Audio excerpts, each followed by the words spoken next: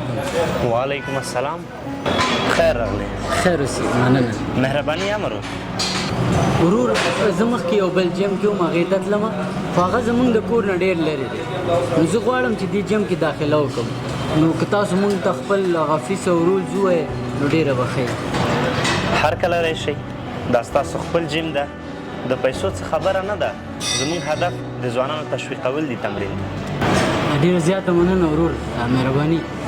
زموږ پلار دی الله وبخښي، هغه به موږ له ویل وایي چې هر چا سره یې وروري کوئ حساب تر منځه.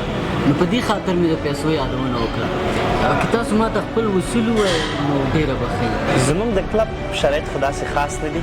د سهار 5 بجو نه د ماسخوتن تر 9 بجو پورې تاسو راتلی شئ او بخښنې سره تاسې په خپله جیم کوئ او که کوم سپیشل کلاس ته مو ورمعرفي کړه. ښه به دا وي چې سپیشل کلاس واخلم. مهرباني. آفرین، شاباس. زه یو بل آفرین. بس ښه ګرانه، د موږ د نن ورځ ورزش همدومره و. انشاءالله سبا بیا خپل په وخت راشه، بیا به سبا ورځ تمرین بیا وکړو. خلاص تمرین دی.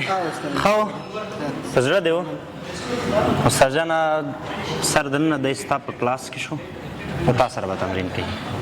په خیر راغلی وروره. خیر اشرف. موږ د خدمت ته بېغمه یې تېنه صاحب. مهرباني. خیر ډېره مننه. راځه. ښه ګرانه، ستاسو نوم څه دی؟ ذبیح الله همدرد. ښه ذبیح الله جانه، زه به تا ته خپل اصول ووایم. مهرباني. خپل په وخت به ورزش ته راځې، ښه غیر حاضري به نه کوې. زر چې ته څه وایم هماغه به کوې. ځکه دلته به ډېر خلک درته حرکتونه کوي چې دا حرکت داسې و دا هغسې اوس ته به نه، ته به هغه حرکتونه نه وایې.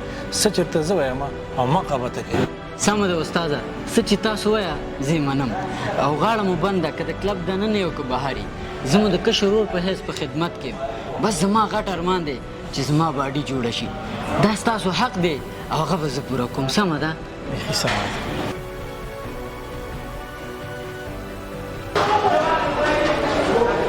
السلام علیکم. وعلیکم سلام.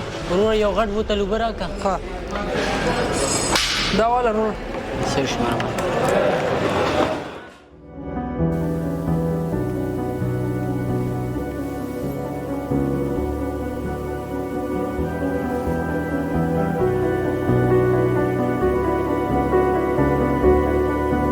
ماشاءالله. آفرین.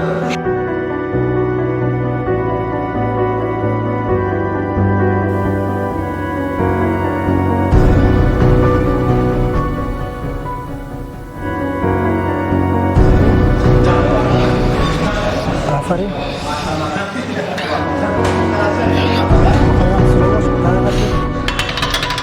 نام خدا. ذبیح الله جانه ته دمه شه، زه بېرته راځم.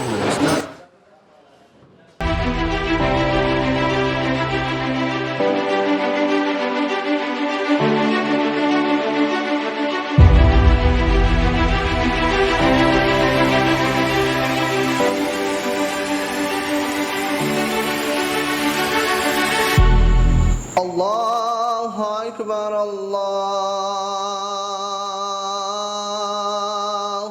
أكبر الله أكبر ورور هلته اذان شروع دی، ته مشکله ګورې دي، ګناه لري. حاضر زه صحیح ده. زه ځان نه مولیان راته صاف مړه.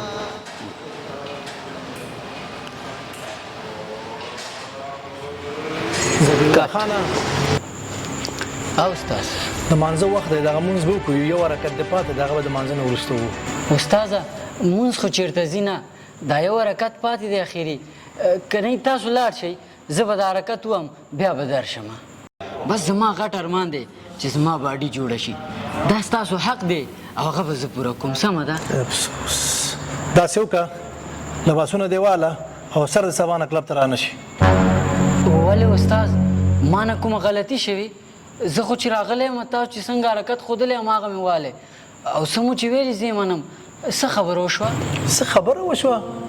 وختي اذان شروع او ستا په غوږو ګوشکیانو، تا سره د اذان قدر نشته؟ زه تاله وایم چې د جمع وخت دی، د چې زو منزل ته لاړ شو او ته ماله وایې چې دغه حرکت ووهم او مانځه ته به بیا لاړ شو. آیا ستا دا حرکت د لمانځه نه مهم دی؟ ګوره وروره، دا ځان خپله یو اعلان دی چې د الله جل جلاله عبادت ته راشي، او لمونځ کول دا د الله سره خبرې کول دي چې په موږ او تاسو د الله حق دی. ته چې د الله حق نه ادا کوې، د استاد حق به څه ادا کوې؟